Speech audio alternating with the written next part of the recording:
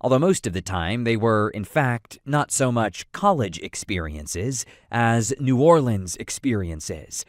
For example, one night, we all gathered at the Seattle crew's apartment to watch the original Jaws on a widescreen TV.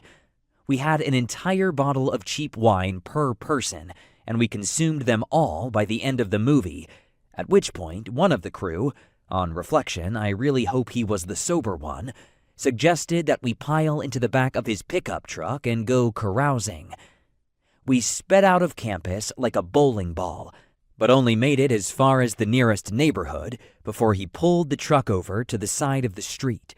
Spread out before us, loud and literally gay, was a wedding reception, and attendees enthusiastically waved us over. We danced and cavorted with plucky strangers until the party wound down, and both husbands insisted that we take as much of the copious leftovers home as we could reasonably manage. We helped ourselves to the punch bowl, and ladle, and a 60-pound bag of uncooked oysters, climbed into the back of the pickup, and sped off into the night. Whenever we saw someone walking on the sidewalk or along the street, we would screech to a halt, ladle punch into their mouths, and then squeal away screaming with laughter. We were like reverse pirates, accosting strangers from atop our vessel and doling out booty as we cruised along.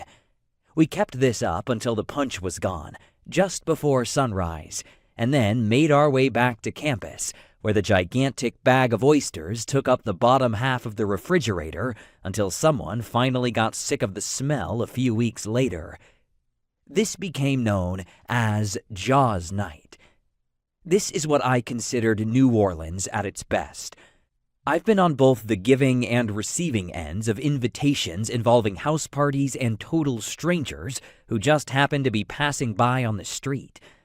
All that stuff most of us learned about not taking candy from strangers holds no truck with that town, especially during carnival season, when teeming masses of people line up along parade routes for precisely that purpose.